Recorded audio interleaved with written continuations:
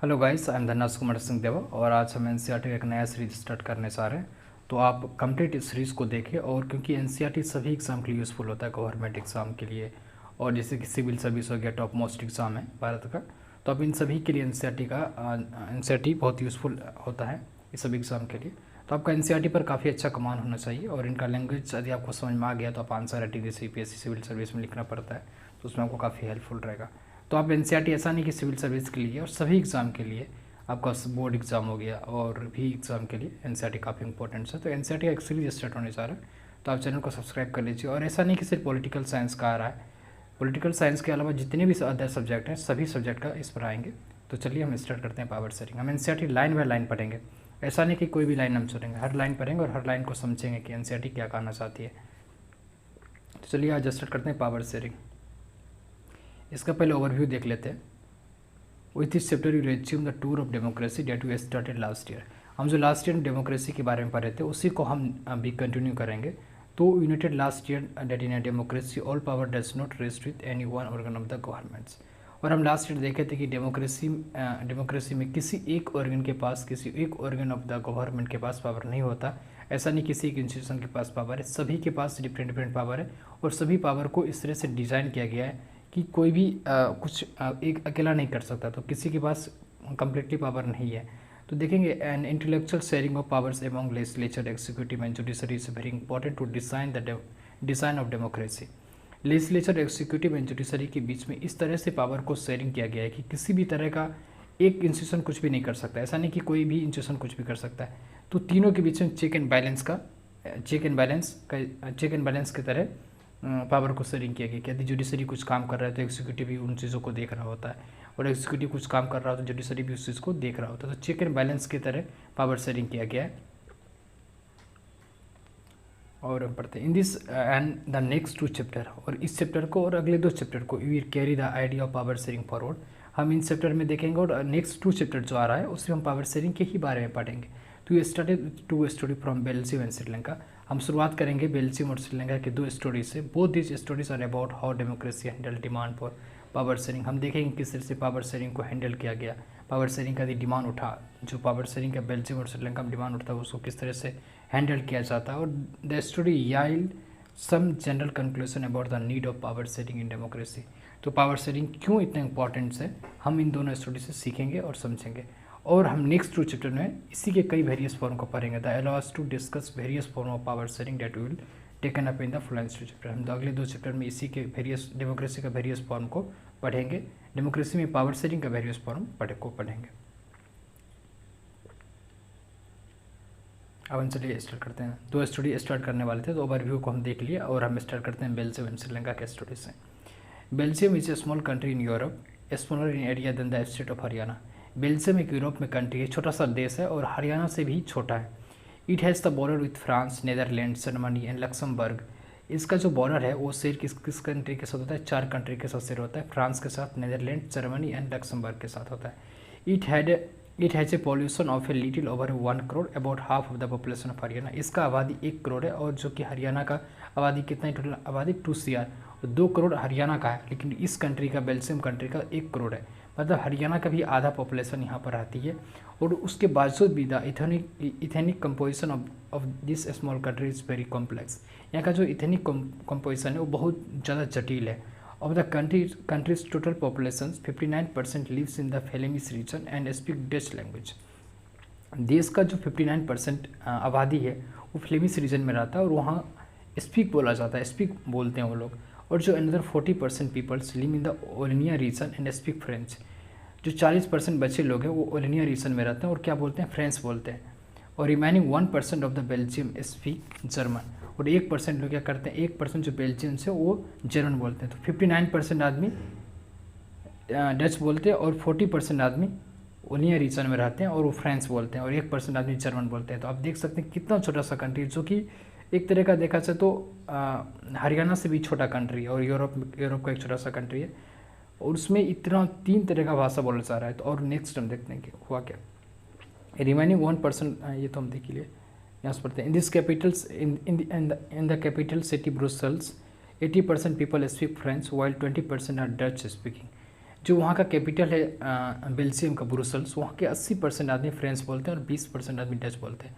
आप यहाँ पे एक चीज़ गौर करने वाली चीज़ है कि आप देखेंगे कि तो 59% डच बोले जाते हैं।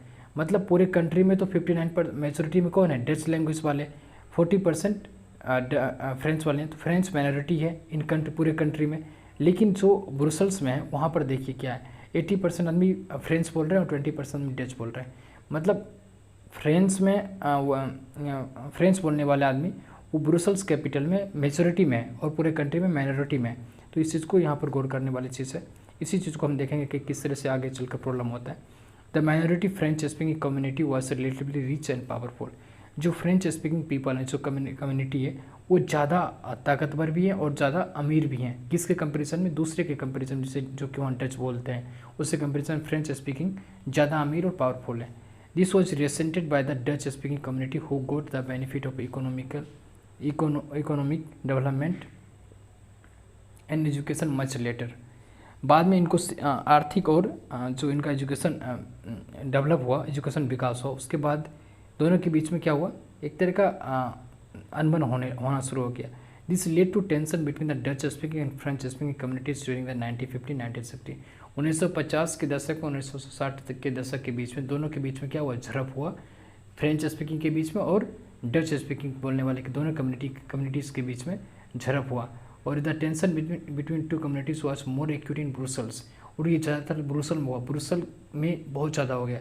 ब्रुसल प्रेजेंटेड ए स्पेशल प्रॉब्लम। ब्रुसेल्स में एक नया समस्या था। यहाँ पर आप देखे भी होंगे कि यहाँ पर the Dutch speaking people constituted A majority in the country.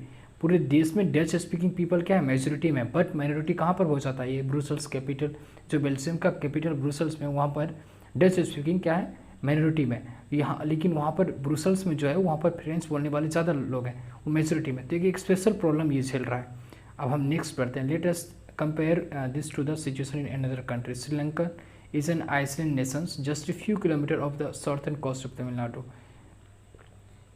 एक आइलैंड नेशन है श्रीलंका, वो कुछ ही kilometre southern coast of Tamil Nadu की जो दक्षिणी भारत है उससे थोड़ा सा ही दूर में, दक्षिणी तट से थोड़ा सा ही दूर पर एक श्रीलंका है। It has about 2 crore peoples, about the same as in Haryana. Haryana में 2 करोड़ पॉपुलेशन है और वहाँ पर भी 2 करोड़ पॉपुलेशन है। Like other nation in the south Asia region, Sri Lanka has a diverse population. यहाँ पर भी विभिन्नताओं हैं पॉपुलेशन के बीच में, जैसे दूसरे कंट्री में रहते हैं। जैसे इंडिया में कई भाषा बोले जाते हैं, कई जात हैं, कई कास्ट हैं।